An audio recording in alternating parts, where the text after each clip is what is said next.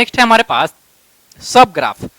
तो देखिए सब ग्राफ होता क्या है, ग्राफ के अंदर ग्राफ, यानी कि ग्राफ ये एक आपको ग्राफ का नेटवर्क दिया रहेगा बहुत अच्छा सा, उसमें से कोई पोर्शन आपको निकाल देगा और पूछेगा कि बताइए पोर्शन इसको फिल कर रहा है कि नहीं। तो उस ग्राफ को हम लोग बोलते हैं क्या, सब ग्राफ। रीजनिंग में इस टाइप का बहुत सारे क्वेश्चन पूछे भी जाते हैं छोटे छोटे ग्राफों पे। तो देखिए क्या है इसका डिफिनीशन बनता है, it is a graph having all of its vertices and edges in जी।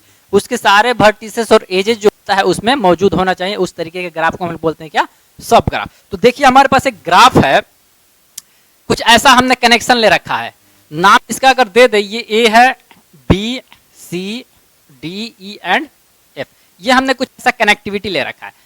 और एक ये कनेक्टिविटी ले रखा है, इसका हमने नाम दे दिया ए बी सी एंड ई। तो देखिए क्या है, इस जो ये जो ग्राफ आपके पास है, अगर हम इसको जी बोल दें और ये जो ग्राफ है अगर हम इसको हम जीवन बोल दें, तो देखिए क्या ये जो जीवन है कहीं ना कहीं इसी का ही पोर्शन तो है। क्योंकि देखिए अगर हम ये कनेक्शन सी और डी के बीच का कनेक्टिविटी हटा दें, ई और एफ के बीच का कनेक्टिविटी हटा दें, ए और डी के बीच का कनेक्टिविटी हटा दे और डी और ई के बीच का कनेक्टिविटी हटा दे, तो जो रेस्ट पोर्शन बचेगा वो तो यही है ना। तो कहीं ना कहीं सब ग्राफ होता क्या है कि ग्राफ के अंदर कहीं कोई एक पार्टिकुलर पोर्शन होता है, पार्टिकुलर कनेक्टिविटी होता है, उस तरीके के ग्राफ को हम लोग बोलते हैं क्या, सब ग्राफ। तो ये जो आपका जीवन है वो इसका क्या है, सब ग्राफ है। जीवन जो है आपका सब ग्राफ है। जैसा कि सेट सबसेट में आप पढ़े होंगे कि ये जो एलिमेंट है इसका सेट है वो उसका सबसेट है, उसी तरह क्या ये है आपका सबसेट है किसका, इसका। साथ ही यहाँ पे है, इसको बोलते क्या है, इसको सब ग्राफ बोलते हैं और इसको बोलते हैं सुपर ग्राफ। ये आपका है, इसको बोलते हैं सुपर ग्राफ। कई बात यहाँ पे लिखे हुए हैं, सो इफ जीवन is a subgraph of G then G is a supergraph of G one. ये है आपका सुपर ग्राफ, ये है आपका सब ग्राफ। देखिए ये आपका सब ग्राफ है। नेक्स्ट हम देखते हैं कि सब ग्राफ कितने तरीका का होता है। सब ग्राफ 2 टाइप्स का होता है, पहला है edge disjoint subgraph, next है वर्टेक्स डिसजॉइंट सब ग्राफ। तो देखते हैं कि एज डिसजॉइंट सब ग्राफ होता क्या है। तो यहाँ पे देखिए मैथमेटिकल यहाँ पे लिखा हुआ है कि जो आपका है एजेज, कोई भी एजेज कॉमन ना हो, कोई भी एजेज कॉमन ना हो, तो उस तरीके के हम लोग सब ग्राफ को बोलते हैं एज डिसजॉइंट सब ग्राफ। नाम से ही डिफाइंड है कि एज का डिसजॉइंट हो रहा है, यानी एज कोई भी ऐसा जो एज है वो डिसजॉइंट ज्वाइंट नहीं हो रहा है। मतलब क्या है, जितने भी सारे वो क्या है आपका डिसजॉइंट है, यानी कि कोई भी ऐसा एज नहीं जो एक दूसरे के साथ ज्वाइंट है। तो उस तरीके के हम लोग बोलते हैं ग्राफ को एज डिसजॉइंट सब ग्राफ। तो डिफिनीशन इसका बनता क्या है कि to subgraph H1 and H2, H1 and H2 होगा यहाँ पे,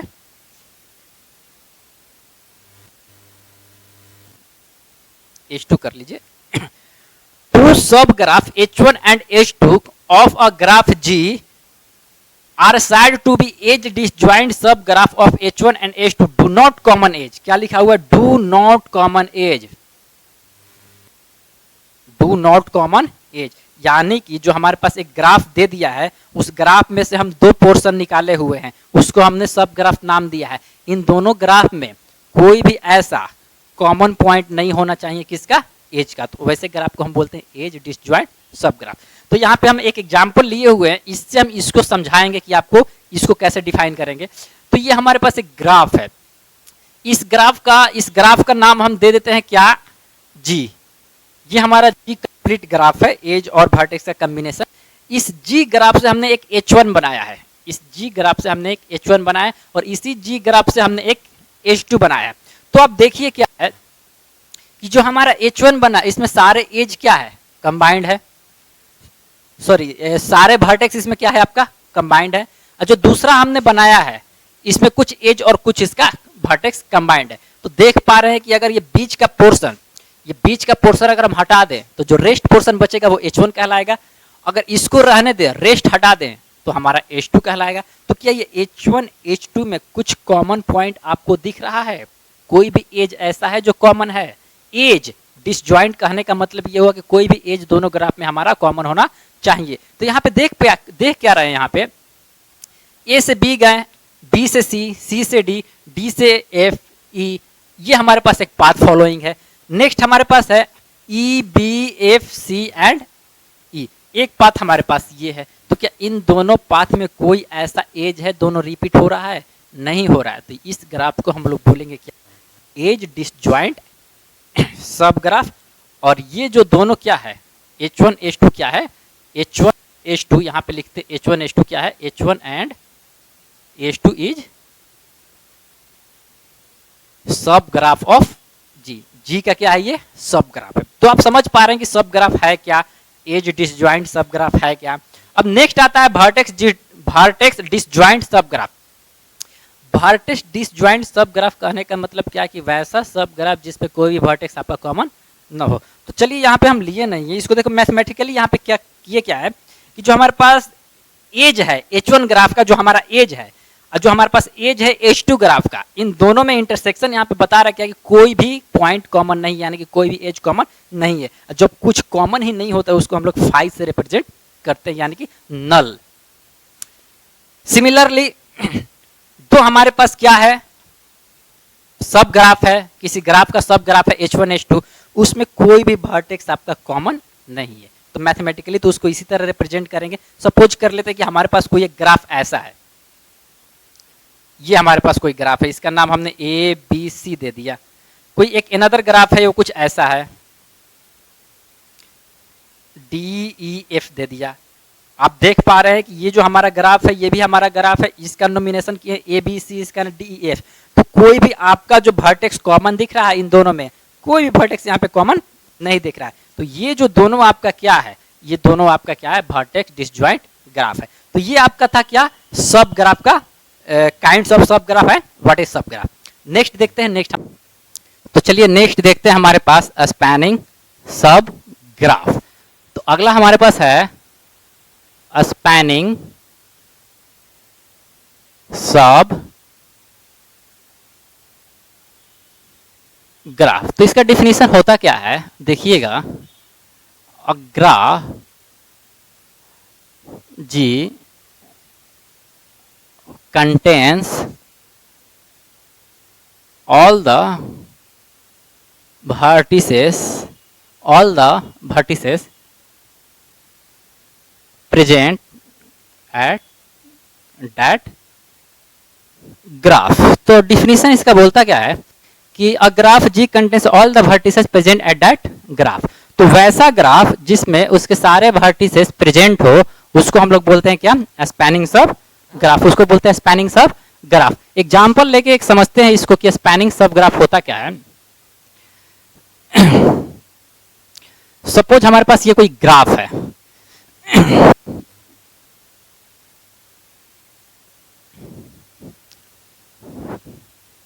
हमारे पास कोई एक ग्राफ है, इसका नेमिंग कर लेते हैं, जिसमें हमारे पास 5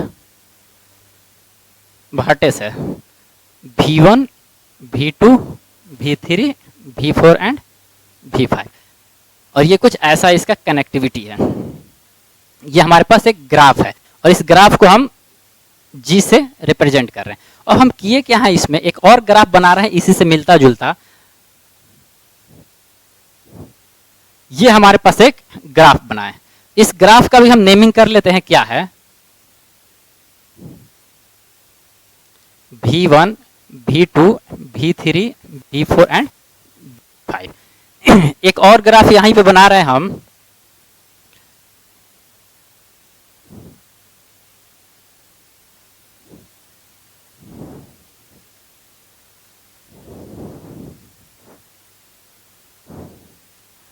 V2 V1 V3 V4 and V5। Next बनाते हैं हम क्या, नेक्स्ट है इसी ग्राफ से बना रहे हैं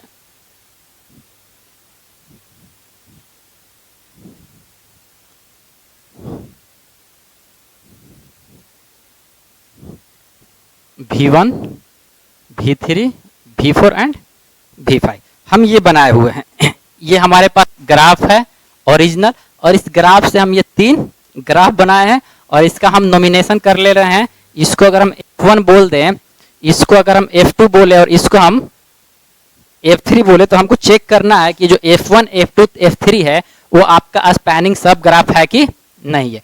तो स्पैनिंग सब ग्राफ का डिफिनीशन बोलता क्या है कि वैसा ग्राफ जिसमें सारे वर्टिसेस अवेलेबल हो तो उसको बोलते हैं स्पैनिंग सब ग्राफ।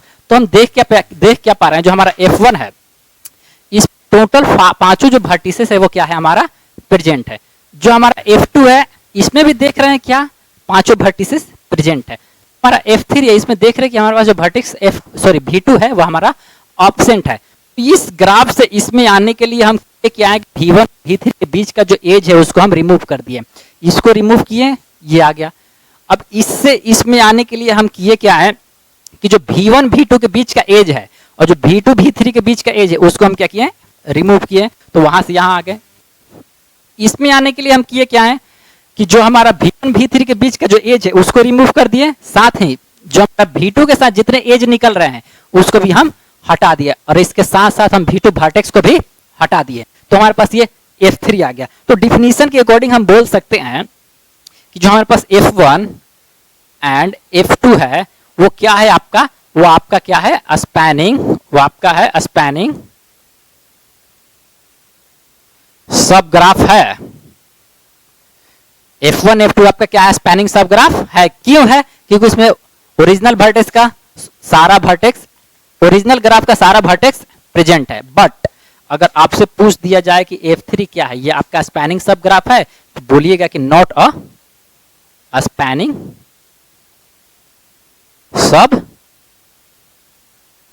ग्राफ। और ये स्पैनिंग सब ग्राफ नहीं है क्योंकि इसमें क्या है, वर्टेक्स जो आपका है ओरिजिनल ग्राफ का V2 आपका प्रेजेंट नहीं है। तो इस तरीके से हम आइडेंटिफाई करेंगे कि कौन आपका स्पैनिंग सब ग्राफ है, कौन आपका स्पैनिंग सब ग्राफ नहीं है। तो इस स्पैनिंग सब ग्राफ को डिफाइन करने के लिए हम क्या कर रहे हैं, वर्टेक्स को रिमूव कर रहे हैं, एज को रिमूव कर रहे हैं, उसके बाद जो कनेक्टिविटी बनती है उसके बारे में तो स्टडी कर रहे हैं हम। तो अगला हम देखते हैं क्या कि रिमूवल ऑफ वर्टेक्स क्या हमको मिलता है, रिमूवल ऑफ एजेज हमको क्या मिलता है। नेक्स्ट है हमारा removal of vertex and edges. तो देखिए अगर हम वर्टेक्स को रिमूव करते हैं, एजेज को रिमूव करते हैं, तो उसका क्या इफेक्ट हमारे ओरिजिनल ग्राफ पे पड़ता है। तो हमें ग्राफ ले रखे हैं जिसमें 5 वर्टेसेस हैं एंड 5 एजेज हैं, V1 V2 V5 V4 and V3। तो अगर हम देखते क्या है कि अगर if we remove graph of V2, ग्राफ जो हमारा दिया हुआ है, अगर ये हमारा G ग्राफ है, अगर इस G ग्राफ से हम V2 को रिमूव कर दें, V2 को अगर हम रिमूव कर दें तो V2 वर्टेक्स से जितना भी एज कनेक्ट है वो सारा का सारा क्या होगा, रिमूव हो जाएगा। तो अगर हम G V2 रिमूव कर रहे हैं, then all the connection matching with V2 will be removal, then final graph contains. अगर ये हटा दें तो इसके साथ कनेक्टिविटी इसका है, इसका है, इसके, ये सारा हट जाएगा। तो जो हमारे पास रेस्ट बचेगा यही तो बचा। तो एक ग्राफ के अगर एक वर्टेक्स को अगर हम रिमूव कर रहे हैं तो उस वर्टेक्स से जितने सारे एजेज इंसिडेंस हो रहे हैं, यानी कि उसका जितना डिग्री है, उस वर्टेक्स का जितना नंबर ऑफ वो सारा क्या होगा, रिमूव हो जाएगा। तो हमारे पास कुछ ऐसा ग्राफ बनेगा।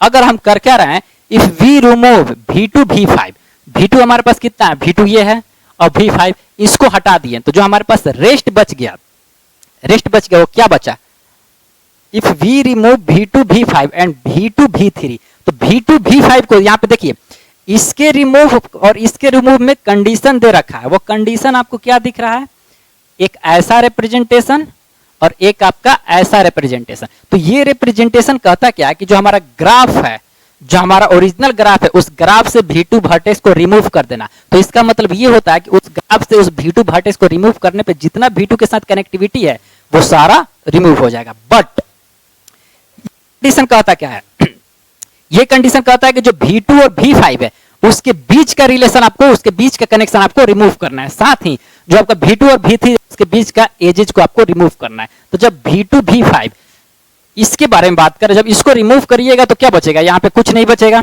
ऐसा कुछ कनेक्शन आएगा। जब इन दोनों के बीच का एज हटा दीजिएगा तो ये कुछ ऐसा आएगा। तो इसके रिप्रेजेंटेशन और इसके रिप्रेजेंटेशन में अंतर बहुत सारा है। अगर आपको कुछ ऐसा दे दिया जाए तो उस ग्राफ से इस चीज के साथ जो भी कनेक्शन है उसको हटा देंगे। अगर आपको ये दिया हुआ है तो ये आपको इन्फॉर्मेशन दे रहा है कि सिर्फ और सिर्फ आपको इन्हीं दोनों के बीच का एज को आपको रिमूव करना है। ये था आपका रिमूवल ऑफ एजेज, था आपका रिमूवल ऑफ वर्टेक्सेस। तो ये था आपका रिमूवल ऑफ वर्टेक्स और रिमूवल ऑफ एजेज। नेक्स्ट देखते हैं आपका इंड्यूस्ड सब ग्राफ क्या होता है। तो नेक्स्ट है हमारे पास इंड्यूस्ड सब ग्राफ। हमारे पास जो है इंड्यूस्ड सब ग्राफ है। तो इस इंड्यूस्ड सब ग्राफ में आप देखिएगा क्या है कि it is obtained by deleting a subset of a vertex from G। तो कोई ग्राफ है, उस ग्राफ से किसी वर्टेक्स को अगर डिलीट करने के बाद जो हमारे पास सब ग्राफ बनता है वो इंड्यूस्ड है कि नहीं है, इसके बारे में हमको देखना है। तो डिफिनीशन बोलता है obtained by delete subset of a vertex from G. तो अगर हम देखिएगा इस ग्राफ से, अगर इस ग्राफ को हम जी बोल दें, इस ग्राफ से अगर वर्टेक्स V1 को अगर डिलीट करते हैं तो ये बना है, और उस वर्टेक्स V1 को डिलीट करेंगे तो ये बना है। तो ये दोनों ग्राफ इंड्यूस्ड सब ग्राफ है कि नहीं, इसके बारे में हम लोग देखते हैं। तो डिफिनीशन बोलता है कि उस वर्टेक्स से जुड़े हुए जो भी एजेज हैं उसको रिमूव करना है। तो यहाँ पे देख क्या रहे हैं हम, V2, V3, V4, V5, V1 तो नहीं है क्योंकि V1 हम क्या किए हैं वहां पे हटा दिए हैं। तो अगर हम इसको यहां से हटा दें तो इसके साथ जो कनेक्शन था इसका एज का, ये भी आपका हट जाएगा। तो रेस्ट ग्राफ हमारे पास क्या बचेगा, ये ग्राफ बचेगा। बट इस ग्राफ में और इस ग्राफ में क्या है, ये वाला जो एज आप देख रहे हैं क्या, ये एज नहीं है। तो कहने का हमारा मतलब यहाँ पे ये है कि ये जो ग्राफ है आपका, ये आपका इंड्यूस्ड सब ग्राफ नहीं है। अगर हम इसको बोल दें H1 और इसको अगर हम बोल दें H2, तो here H1 is, it is not a induced सब graph, it is not a induced सब ग्राफ। अब ये इंड्यूस्ड सब ग्राफ क्यों नहीं है, तो ये इंड्यूस्ड सब ग्राफ इसलिए नहीं है क्योंकि हम तो सिर्फ V1 वर्टेक्स को हटाए थे। तो V1 वर्टेक्स किससे जुड़ा हुआ था, तो आपका V1 वर्टेक्स जो था आपका V2 के साथ जुड़ा हुआ था। तो V1 V2 के बीच का जो एज है सिर्फ और सिर्फ वो रिमूव होना चाहिए। बट इस ग्राफ में आप क्या देख रहे हैं, जो V4 और V3 के बीच का एज है वो भी रिमूव हो गया है। लेकिन हमारा डिफिनीशन है कि obtained by deleting a subset of a vertex from G, सिर्फ और सिर्फ वर्टेक्स को अगर हटाएंगे तो उसके साथ जो एज होगा वो सिर्फ रिमूव होगा। तो ये जो वर्टेक्स आपका यहाँ पे था, ये जो वर्टेक्स V1 था, इसका इसके साथ और इसके साथ तो कोई कनेक्शन नहीं है। तो इसको हटाने का मतलब क्या है, सिर्फ ये हटना चाहिए, ना कि ये हटना चाहिए। और इस ग्राफ में क्या है, यहाँ का भी कनेक्टिविटी हटा दिया है, इसीलिए ये आपका इंड्यूस्ड सब ग्राफ नहीं है। बट ये है, आप इसको देख सकते हैं, ये जो ग्राफ है इसके साथ क्या है, मैच कर रहा है। तो ये क्या है, इट इज इंड्यूस्ड सब ग्राफ। तो देखिए इतने सारे हम सब ग्राफ के बारे में देखें, वॉक के बारे में देखें, पाथ के बारे में देखें, उसके बाद हम रिमूवल ऑफ वर्टेक्स देखें, रिमूवल ऑफ एजेस देखें, इतनी सारी चीजें देखी। तो यहां तक ये सब ग्राफ खत्म होता है आपका। और नेक्स्ट से देखेंगे हम लोग आइसोमॉर्फिज्म। तो अगले क्लास से देखेंगे आइसोमॉर्फिज्म।